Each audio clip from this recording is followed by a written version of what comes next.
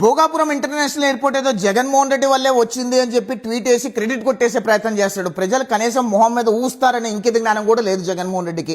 వాస్తవం ఏంటంటే Bhogapuram international airport మీద 2014 నుంచి 2019 వరకు చంద్రబాబు నాయుడు గారి హయాంలో భోగాపురం ఇంటర్నేషనల్ ఎయిర్పోర్ట్ పునాదిరా వేసి దానికి కావాల్సిన అనుమతులను తీసుకొచ్చి దానికి కావాల్సిన ల్యాండ్ ఎక్విజిషన్ అంతా పూర్తి చేసి 2014 నుంచి 2019 వరకు దాదాపు 40 నుంచి 50% ఎయిర్పోర్ట్ పూర్తి చేస్తే 2019లో చంద్రబాబు నాయుడు గారు ఓడిపోయిన తర్వాత జగన్మోహన్ రెడ్డి ముఖ్యమంత్రి అయిన తర్వాత 2023 వరకు కనీసం ఒక ఇటుక రాయి కూడా పెట్టకుండా 2023లో జగన్మోహన్ రెడ్డి ఓడిపోతున్నాడనే భయంతో మళ్ళీ 40-50% పూర్తయిన ఒక విమానాశ్రయానికి మరొకసారి పునాది రాయి వేశాడు.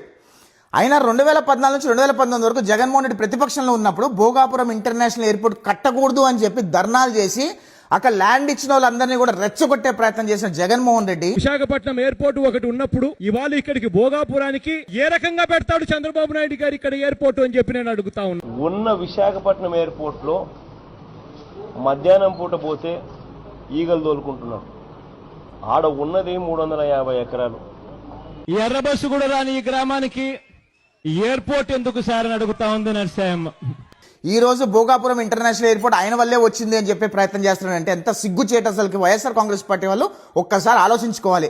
అయినా 2014 నుంచి 2019 వరకు ఆనాడు ఎన్డీఏ ప్రభుత్వంలో తెలుగుదేశం పార్టీ భాగస్వామ్యంగా ఉండడము, అశోక్ గజపతిరాజు గారు సెంట్రల్ ఏవియేషన్ మినిస్టర్గా ఉండడము, ఆనాడు అశోక్ గజపతిరాజు సెంట్రల్ ఏవియేషన్ మినిస్టర్గా ఉండడం వల్ల భోగాపురం ఎయిర్పోర్ట్కి అన్ని రకాల అనుమతులు రావటము, ల్యాండ్ ఎక్విజిషన్ పూర్తి చేయడము, 40-50% పూర్తి చేయడం వల్ల ఈ రోజు మళ్ళీ చంద్రబాబు నాయుడు గారు 2024లో ముఖ్యమంత్రి అయిన వెనువెంటనే భోగాపురం ఇంటర్నేషనల్ ఎయిర్పోర్ట్ని యుద్ధ ప్రాతిపదికన 18 monthsలో పూర్తి చేసి ఫస్ట్ ఫ్లైట్ ల్యాండ్ చేస్తే ఇవాళ జగన్మోహన్ రెడ్డి ఆయన వల్లే భోగాపురం ఇంటర్నేషనల్ ఎయిర్పోర్ట్ వచ్చిందేమో అని చెప్పుకుంటున్నానంటే ఎంత సిగ్గుచేటు. ఆయన వైఎస్ఆర్ కాంగ్రెస్ పార్టీ వాళ్ళు ఎలా నమ్ముతారో నాకు అర్థం కాదు. జగన్మోహన్ రెడ్డికి అభివృద్ధి అంటే ఏంటో తెలియదు. జగన్మోహన్ రెడ్డి దొబ్బేయటము దాచుకోవడం తప్పితే ఏమీ తెలియదు. ఆయన ఇది కట్టాడు అంటే మీరు ఎలా నమ్ముతున్నారు? ఏ రకంగా సోషల్ మీడియాలో ట్రోల్ చేసుకుంటున్నారు. జగన్మోహన్ రెడ్డి అన్నాడు పచ్చి అబద్ధాల కోరు. జగన్మోహన్ రెడ్డి జీవితంలో ముఖ్యమంత్రి కాలేడు. ఆంధ్రప్రదేశ్ రాష్ట్ర ప్రజలు జగన్మోహన్ రెడ్డిని ఇంకోసారి ఎన్నుకోరనే విషయం వైఎస్ఆర్ కాంగ్రెస్ పార్టీలు తెలుసుకుంటే బాగుంటుంది. వాస్తవాలు తెలుసుకొని ప్రజలందరికీ కూడా అర్థమవుతుంది జగన్మోహన్ రెడ్డి ఏ రకంగా అబద్ధాలు చెప్తాడో ప్రజలందరికీ ఫుల్ క్లారిటీ ఉందని నేను అనుకుంటున్నా. జై హింద్.